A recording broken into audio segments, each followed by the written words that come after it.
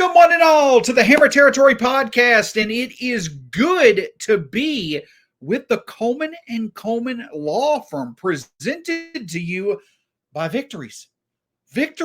Multiple victories in a row. It's awesome to see, and it's awesome to see one of the best when it comes to breaking down the Braves. Always enjoy getting to talk baseball with him. Scott Coleman, it is good to see you again, sir, especially under these circumstances. This Braves team is starting to look like the Braves team of yesteryear. Another big victory, this time in somewhat convincing fashion against the Mets. And we're going to break it down all for you here on the Hammer Territory podcast. Hammer Territory podcast. First off, Scott, how are you doing this evening, sir? Sean, I'm great. And I think everything just smells a little better when you beat the New York Mets.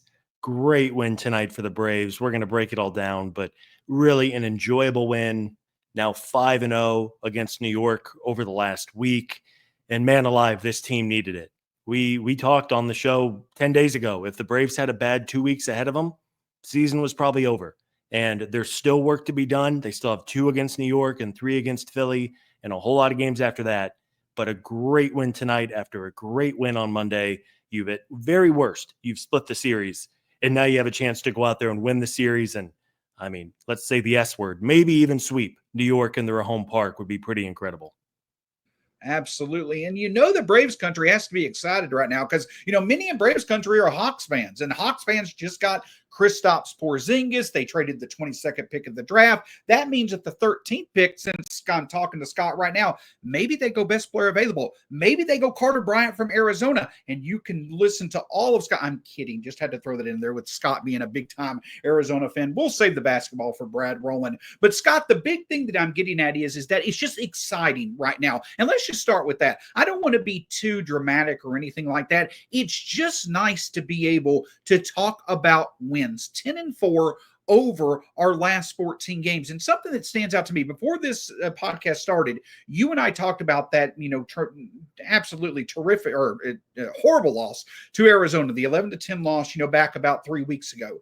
Since that loss, the Braves are once again winning when they score 5 or more runs. Now, 8-0 in their last 8 games where they've scored 5 or more runs. But even more importantly, 10-4 over their last 14. Over that 14-game stretch, they're averaging exactly 5 runs a game. Not only are we winning, but it's our offense getting more consistent, and it just makes things more fun to cover, and it's more fun to watch as well. Yeah. And we saw tonight when the bottom of this order just gives the team a little bit, even if it's just in one inning or a couple of at-bats. The top of the lineup is doing its job with Acuna and Olsen. Riley had a big hit tonight. Ozuna has been a little up and down, but I still think he eventually kind of figures things out. But man, when the bottom of the order helps this team, and you said 5 runs is the magic number. 8-0. I want to reiterate that point one more time. The Braves are 8-0 when they've scored 5 runs over the past couple of weeks. 10-4 to get them back into the race. Depending on what happens on the West Coast tonight, they're going to be 5 or 6 games back in the wild card race. You can deal with that. That's doable as we reach the midway point in the season. I think they're still 9 or 10 back of the Phillies in the East. That's obviously something that, if it gets interesting, then game on, baby. But until then, I think we're focused on the wild card. But if you just keep stringing together series wins, I know they had that frustrating hiccup down in Miami over the weekend, but playing really well against the Mets. They won 2 out of 3 against Milwaukee, who's a good team. They took 2 out of 3 against Colorado, which was a funny series win. But overall, the last couple of weeks after that disastrous 7-game losing skid has been really encouraging. And now it's just a matter of building upon that and keeping it rolling. Well, and the other thing that I think is really important to note is that they're doing it in different ways as well. We go back a week ago, it was them, 2 weeks ago, really, it was them hitting the home run. That's what stood out. That the power got going. But Scott, something else that I find encouraging is that they're doing it in different ways now. Yesterday it was being able to, Acuna who's been absolutely awesome. He's put on a power display. They were able to win a close game. But tonight, what came up and helped them out was the big inning. Something that they have not done routinely at all this year. I looked it back up 6 times. This is only the 6th time this year that the Braves have scored 5+ runs in an inning. They did it one time in the third. They've done it 4 times in the 8th inning so far this year, and now 1 time in the 7th. You go back to 2023, over a 2 or 3 week period, we'd score 5+ runs in an inning maybe 7 or 8 times. It's a rare occurrence now. But again, the big inning, when we were down 3-0, coming back and being able to do it. So not only are we coming from behind, not only are we having big innings without a lot of power, and now we're seeing the bottom of the order be able to produce, we're finding different ways to have offensive success. And that is such a foreign concept right now for this offense. That's a sign that maybe we're starting to break out of the funk and gain that consistency that we're going to need to win at the level that we're going to need to. Yeah, I thought Strider pitched well tonight, but when Atlanta went down 3-0 early, I mean, I was like, all right, well, at least they won yesterday. You're 1-1 in the series. And obviously the game was not over at that point. The Braves had time, but you can probably count on one hand the number of times the Braves have gone down by 3 or more runs this season and come back to win that night. Few and far between. Really nice job by really the whole team tonight. Had a good night offensively, clutch hitting, situational hitting, putting the ball in play. It was really good. And then not only did they have that big inning where they scored 5 runs, but then they added on, which is something that's been few and far between this entire year. Big hit from Riley, big hit from Olsen, and just kept on building on that lead. So it wasn't going to be yet another 1-run game. And obviously the Braves held on, even if the 9th inning got a little shaky. Absolutely. And I'm looking it up as we're discussing it. The Braves being able to score the amount of runs that we're looking for them to score. This was the 30th time this year, Scott, that they have scored 5 runs in the game. And now they are 26-4, nearly an 87% winning percentage. If you go by when they score 4 runs or less, they're at about a 35% winning percentage. But now 30 times this year they've scored 5 runs. You're looking at them having 87% winning percentage. And Scott, we'll get to Spencer Strider in just a moment. But the other thing that I want to talk about when it comes to this offense is that it really seems overall that the at-bats are getting more confident. We know Ronald Acuna Jr. is being excellent. We know that Matt Olson batting behind him now is really working out. But the thing that stands out to me is that we're just putting together good at-bats. Marcell Ozuna, of course, yes, he is walking. We're seeing some hard hit outs. But just in general, just the overall approach at the plate, that is good to see. And if we can continue that for another week and then get Jerks and Profar back, it all starts with that approach. The bottom of the order did its job tonight, but finding the opportunity to, as many times as possible in a game, have a good pitch come your way, that is going to be such a key moving forward.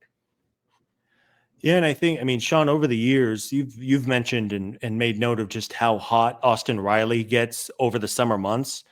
And while the results maybe have not been there all the way, at least just yet, Riley's hit the ball a lot harder over the last 7 to 10 days. In the first inning tonight, he hit a rocket that was right at the third baseman, ended up being a double play. But if that ball was a couple feet to the left or to the right, Riley would have had an RBI single. He had the big double later on. He had the walk-off a week ago that should have been a homer. It was 400 feet to dead center. So you kind of tell yourself a story now. Riley's hitting the ball better. Acuna is a cyborg. It's crazy how good Acuna is, where he goes 0 for 3 with 2 walks, and everyone's like, damn, Ronald's off tonight. That kind of speaks to how good he is. Olsen, probably the biggest hit of the night tonight with that 2-run single. And then you'd say, all right, well, if we get Jerks and Profar back, and who knows what Profar is going to give this team, but if you can get Profar back somewhere in this lineup, and Drake Baldwin continues to hit well, then you're 1 through 6. You feel pretty good about, especially if Riley picks it up and hopefully Ozuna distances himself from this hip injury. And then hopefully you're not relying so much on the bottom half of your order every single night. But you're right. I agree. The at-bats have been better. Even if the results are still not there every single night, it does feel like they're playing more games where they're scoring 4, 5, 6, 7 runs instead of a couple of weeks ago where even getting 3 runs felt like the weight of the world in order to make it happen. Absolutely. And you want to know another sign that things are better off for the Braves? It just felt like it was so routine through the first 2 months of the season, whether it was you and Brad, Scott, myself, and me and you, me and Steven, whatever combination we saw of the podcast, it always felt like that we would start off the podcast with the positive of the pitching. But then in the second half of the podcast, we talk about the disappointment of the lineup. How much fun is it to lead off podcasts now talking about how good the offense is? And then you can speak to the pitching as well, which we're going to do in just a moment after a word from our partners. Well, if you're a normal human, you can't speak English to your pup. But what you can do to understand what they love, which is Spot and Tango Unkibble, is to see how they react when you put the Unkibble in the bowl. And my pup, Penelope, loves it. So does Bella. Well, Bella speaks Spanish, so she says, muy bien. I love this stuff. She says, wow, Dad, thanks for creating a custom plan based on my age, weight, breed, and activity level. You nailed it. And also, it's made with 100% whole fresh ingredients like real USDA meats, fruits, and veggies, but it's 40% less expensive than frozen food. So upgrade your pet's bowl with Spot and Tango Unkibble. And for a limited time, go to spotandtango.com/foul and use code FOUL for 50% off your first order. That's spotandtango.com/foul, code FOUL to get 50% off your first order. So, Scott, of course, again, it's good to talk about the offense. Me and Steven talked about it. I know you and Brad have talked about it. If this team was going to go on the run that they needed to answer losing 14 out of 17, it was going to have to be on the heels of a better offense, which we're seeing. But let's talk about Spencer Strider as well. I believe it was his first 5-6 starts of the season. I'm not sure the exact number, but he struggled, obviously, trying to get his velocity back up. And then that start against Colorado, he was the Spencer Strider of old, and it was magnificent to see. And then he put together another great start against the Mets just a week ago and then faced the Mets for a second straight time tonight. But, he definitely wasn't as dominant as he'd been over his previous 2 starts, but Scott may actually find that beneficial. Tonight, Spencer Strider looked pretty good at times, but he also struggled in that 4th inning, but he bounced right back to get through it. His command was not all there, but still had 8 strikeouts tonight. It was a bit of a struggle, but you saw him work through it, and you know that for Spencer Strider, that type of experience is only going to make him better. It was good to see him work through a bit of struggles tonight to still get the job done. And I was really curious to see how Spencer fared tonight because he was seeing the same Mets lineup for the second time in a week. And I don't want to pretend to be a major league pitcher, but I can only imagine how difficult that is when hitters get to see your same stuff 7 days apart or whatever it ended up being. So I thought Strider was good. He did have that 1 inning, I think it was the 3rd, that kind of got away from him against the top of New York's order, and that's going to happen. But other than that, Strider didn't give up a hit. Honestly, the whole pitching staff tonight did not give up a hit outside of that 1 inning until the 9th when the bullpen kind of made things interesting. But 8 strikeouts for Strider. That's now 3 starts in a row that Strider has struck out 8. He did have 4 walks, which is not what you want to see. But overall, the stuff looks good. The velocity held in the mid-upper 90s, which is a good sign. Got quite a bit of swing and miss. So I think it's another big step forward for Spencer. And now hopefully he can keep rolling and being even more important to this team because without Sale, I mean, the Braves really need to take advantage of when Strider and when Schwellenbach start because we don't have the Cy Young winner in there. It's going to be thin, and you need to take advantage of when you have those 2 guys on the mound.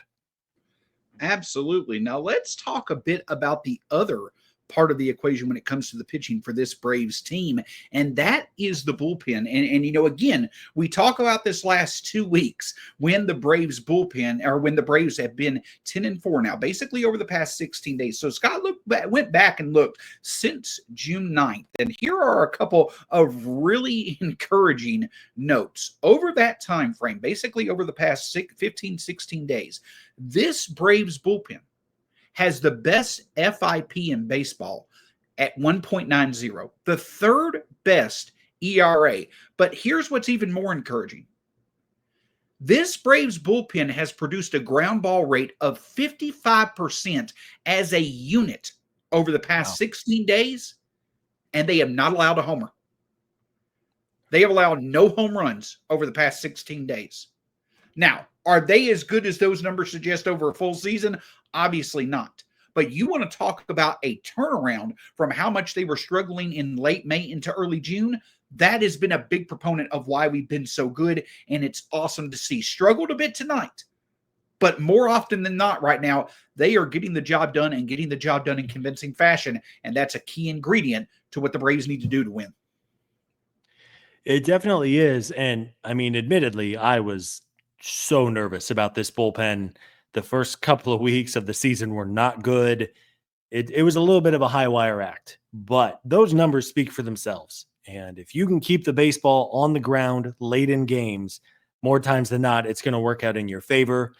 And even though tonight in the ninth inning, De Los Santos and Iglesias made us all kind of hold on to our hearts for a second because things were getting a little hairy, I thought up until then, the bullpen did a fantastic job. Pierce Johnson mowed down the middle of New York's lineup in relief of Strider. Rafael Montero looked really good, and he's kind of in a role right now, which is good to see. And then Dylan Dodd, he looks really good. He looks like he belongs in that bullpen as a lefty. Folks around Gwinnett had been speaking highly of Dylan Dodd, and he came in and was really effective and has been good out of that bullpen ever since he came up a couple of weeks ago. So it's a big tip of the cap. Of course, Dylan Lee was just a man on a mission on Monday night. So yes, this bullpen deserves credit. I'm still a little nervous. I still think come trade deadline time, if the Braves are still in this thing, they should add at least one arm, maybe two, especially if they have a real chance to make it. But until then, this bullpen gets a big old tip of the cap because they have more than held up their end of the bargain. Absolutely. And it's funny that you mentioned that because I wanted to get your opinion. You know, me and Steven talked last night about the fact that, you know, maybe the Braves with the loss of Chris Sale, probably for at least the next, 6 weeks or so, that seems to be kind of the general speculation that people have just throughout some names: Andrew Heaney, Mike Soroka, Charlie Morton, those guys being starting pitching targets. But bullpen also seems to make sense. Now, the Braves went out and added a familiar face from last year, John Bravia, earlier today. But, Scott, what are your thoughts? You talk about the fact that the Braves need to maybe go and add an arm. To what level do you feel that they need to add that arm? Is it more than potentially going and getting guys who are DFA'd and they can come in who they think can make better, kind of like they did with Scott Blewett? Or do you think, and I know it's going to be determined by how well they do over the next 3 or so weeks, do you feel it makes sense for them to go get another cost-controlled guy like we saw them do with Raisel Iglesias a few years ago? To what level do you think they need to make that addition to the bullpen? So I'm curious to see what the market looks like. I think with the expanded playoffs, there are fewer teams than ever selling. So I'm going to take a little bit of a cop-out on my answer and say, obviously, we have to see how many teams are selling, what do they have to sell. But in general, trading for relievers and acquiring relievers is as much of a coin flip as it gets. At the trade deadline every year, teams will trade for a reliever who's having a great season. He changes teams, and he's awful in the second half. Conversely, on the other end, sometimes the Braves, for example, trade for Pierce Johnson, who had an ERA of like 6 with the Rockies when they traded for him. And Pierce has been as good as any right-handed middle innings, late inning reliever as there's been in the National League East the last couple seasons since they traded for him. I do think adding an impact arm, especially if the Braves keep winning, is paramount. They should have some money. They also have beyond this year to think about with Raisel Iglesias, a pending free agent. Pierce Johnson is also a pending free agent, I think.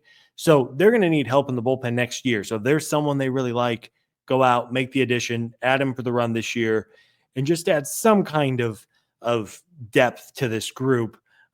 Injuries aside, relievers, as we know, they're a volatile bunch, and they're throwing great, and then they have 3 really bad starts in a row, and then you're like, oh man, we can't give the ball to this guy. He's been terrible. But I do think, short of just completely falling off a cliff, I think a starter and a reliever is probably priority 1 and 2, unless they could add a shortstop or something like that. And I'm just not seeing that at the deadline as a real possibility. Now, the one thing I will say to that, to your point, it definitely is a coin flip, but I would be willing to put up Alex Anthopoulos' trail of success in trading for relievers over his time in Atlanta against anyone's in baseball, to be honest with you. And it's a bit ironic. The one time where he kind of failed to add a reliever that made sense was Richard Rodriguez in 2021, who was having a great year for Pittsburgh, came to Atlanta, fell off, and we haven't heard from him since. Yeah.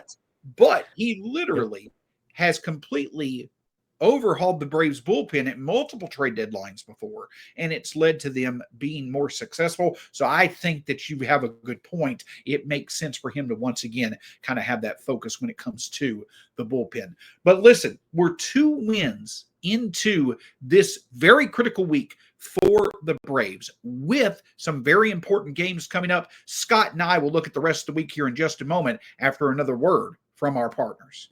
By now, you know about Arena Club. Buy, sell, trade, open up slab packs to get a card that you don't think you could get usually, but the Grails will tell you that, for example, there's an Aaron Judge rookie card in this week's slab packs, so make sure you check those out. No doubt. Those are what you want, the Grails. Aaron Judge Grail is awesome, graded, traded if you want, tell you how much it's worth, whatever you want to do, and I'm a big Michael Jordan fan with my 23 shirt on. There's a Michael Jordan Grail in there that I'm looking forward to try to get. 20% off your first slab pack or card purchase at arenaclub.com/foul. Use code foul. So unexpectedly, Scott, and I think in a bit of an exciting fashion, definitely not under the circumstances that it's occurring, but some should be excited. We're going to actually get to see a second outing from the breakthrough prospect so far this year for the Braves, Didier Fuentes. I think overall his first start against the Marlins was a success. He hung a ball against Agustin Ramirez, wound up paying for it, and, it just wasn't there for the Braves offense that night. But I know that you gave some thoughts on Fuentes earlier, back on Sunday, from that start and also Saturday. What are your thoughts, though, on him facing off against the Mets? I know that it may not be the best setup, but I feel confident with the way that this offense is playing right now. If it can continue, all he needs to do is just give us 4 or 5 good innings. How confident are you going in tomorrow night against Clay Holmes and the Mets? It's going to be a big old challenge for Didier, and 20 years old, pitching in front of a packed City Field. You can bet those fans are going to be angsty, losing 2 games already in the series, and it's going to be a real challenge. And not only do the Mets have a good lineup, but now there's major league pitch data on Fuentes. There's obviously major league video from his start over the weekend in Miami. So it's going to be a challenge, but I think there's reasons for optimism with Fuentes. His pitches looked really good against Miami. He did have that maybe 10 pitch mix that he'd like to have back if he could, that ended up being that 3-run homer. But besides that, I thought Didier looked really good. He has the stuff to get major leaguers out. He's just going to have to pitch well and be smart with his sequencing and locate the ball, because obviously this is a major step up in competition from the Marlins.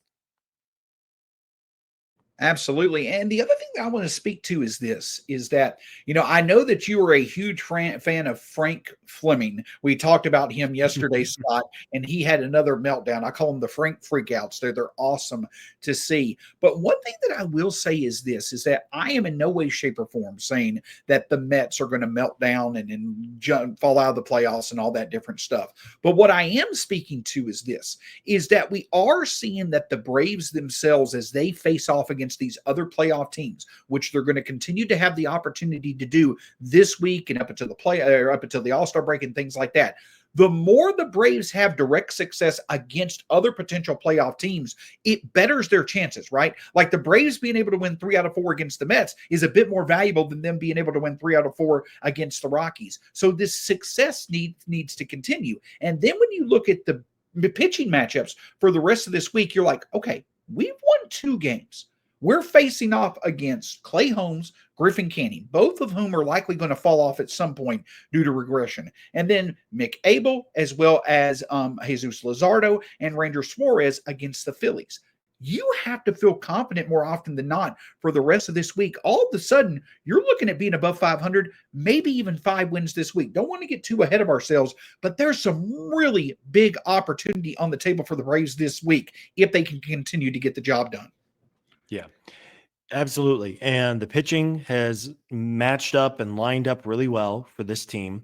They're not going to see Zach Wheeler this weekend against the Phillies for the first time ever, like literally ever. And, the way this offense has hit the ball better for the most part the last couple of weeks, you can feel optimistic or at least have reasons for optimism. Now, trust us, we're not sitting here saying all is fixed and the Braves are going to the World Series. At the end of the day, this team is still a few games below 500. But on paper, this has gone well so far. At bare minimum, you have split the series by winning these first 2 games. If you want to be greedy and say, let's get the sweep, then awesome. Let's do it. If Didier Fuentes beats the Mets on Wednesday night, we're going to do a really fun podcast tomorrow night. But even if it doesn't go super well, then on Thursday, you have a chance to win the series behind Grant Holmes, who has been more effective than not this season, especially with that slider that's so good. And then the Phillies, we'll see, big series, but that's probably more, the coach speak is 1 game at a time, 1 series at a time. But hey, let's go get at least 1 win these next 2 days against the Mets. That would mean if the Braves go 1-1, that would mean that you went 6-1 against New York over the last 10 days. That is huge. If I told you that blindly 10 days ago, Sean, the Braves were going to go 6-1 against the Mets, 1, you would have said, yeah, right, funny joke. And 2, you would have taken that every single day of the week and said, okay, they're not dead. They're still alive in the division. They're making up ground in the wild card. This is what this team needed. And while 2 wins are great, let's keep building on it. Let's not have yet another letdown as this team has had multiple times this season. Let's get back to 500. And then I thought you and Steven also mentioned one quick point that the schedule does lighten up considerably after this week with the Mets and the Phillies. Take advantage of that, get to the All-Star break, and then see where you are. And one other interesting wrinkle, of course, happened tonight as well. And that, of course, was Michael Harris, a bit of a scare with the elbow. And as we're recording this podcast, there are some updates. Mark Bowman came out and said that Michael Harris, that the pitch didn't hit any bones near his elbow. He's day to day. No one seemed to be too worried in the clubhouse. Snicker basically described it as a stinger. They will see where he is tomorrow. But let's just cut straight to the chase. This also is a potential opportunity to just give Harris a day. And I think that is more than warranted. If there is a bit of concern, just give him a day to rest. You have Eli White who can go out there in center field. I know many have various opinions of what to do with Michael Harris right now, but I think that this is a very interesting wrinkle because we'll get to see what it kind of looks like. But I do think that this gives the opportunity for the Braves just to give Harris a bit of a reset. Let him get healthy, give him a day or 2 to get right, and see what you can do. Your thoughts on that development, Scott? Yeah. I'm glad to hear that Mike is okay. Anytime, I think it was a 97-mile-an-hour fastball. Anytime that gets up in the zone, it's scary. So I'm thankful. It looked like it got the pad, like really flush. So that's great. Didn't hit bone, didn't hit his wrist or his hand. I know Mike is having a bad season, but you would never want something like that to happen to a player signed long-term. So, yeah, but hey, if you want to give Michael the night off on Wednesday, I'm all for it. We talked at length about, do you send him to Gwinnett? Do you send him to the IL? Do you give him even just a couple days? And maybe I think that's a good point you made. Maybe this is an opportunity to say, Mike, take the night off, mentally check out. Don't think about baseball. Don't pick up a bat. I mean, maybe they need him super late in the game for some reason, but if you want to give Michael a night off just to kind of clear his head, I think you have to do it. He, again, did not have a great night tonight. And if it helps him, then why not? It can't hurt, right? Like give the guy 24 hours, 48 hours even. I think Eli White will be more than enough in center field. Absolutely. And hey, the Braves have the chance to, do something they have not done in nearly 13 years tomorrow night. Now, they beat the Mets 5 in a row. And if you go back to the last game of the regular season in 24, they've now beat them 6 times in a row. The last time that the Braves beat the Mets 7 times in a row, you have to go back to 2012. So some opportunity there for the Braves to be able to do something they've not done in a while at a time where they needed it more than ever. A great opportunity there. If this offense can keep clicking, good things will continue to happen. Scott, anything else you have for us as we wrap up this edition of the Hammer Territory podcast? Not a ton, just really relieved that this team has won some games against New York.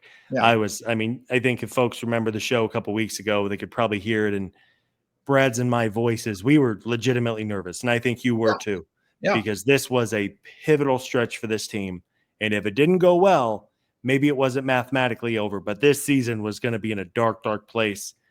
They've stayed alive. They've already won 5 out of 7 against New York. Let's try to make it 6. Let's try to make it 7 and wrap up this road trip. And then the Braves are home for 9 games after this. They've been much better at home than on the road. So let's keep it rolling. Let's keep the vibes rolling until the All-Star break and build off this. And hopefully at one point, Shawn, this fall, we can say that this 2-week period was kind of the turning point when the Braves figured some things out and turned it around. And you know what? It coming at the expense of the Mets just makes it that much sweeter. But hey, we won't put the cart before the horse. Let's get another win tomorrow night. Scott Coleman, again, one of the best when it comes to covering the Braves. You can find him at Scott Coleman 55 on Twitter. I'm not sure if you have Instagram and all that different stuff, but you can find him on Twitter /X at Scott Coleman 55. You can find Hammer Territory across all forms of social media, part of the Foul Territory family of podcasts, and cannot again thank you enough, our listeners, whether it be YouTube, Spotify, Apple, wherever you choose to listen. We're just glad that you are able now to be able to listen to some content that comes from wins. It makes a huge, huge difference. But thank you for the support, whether win or lose. We cannot thank you enough. Hey, enjoy a big sports week, the NBA draft tomorrow. Again, rivalry week when it comes to the Braves. So many great things going on, and we'll continue to have you covered here on the Hammer Territory podcast. Until next time, go Braves. We'll talk to you again here on the Hammer Territory podcast.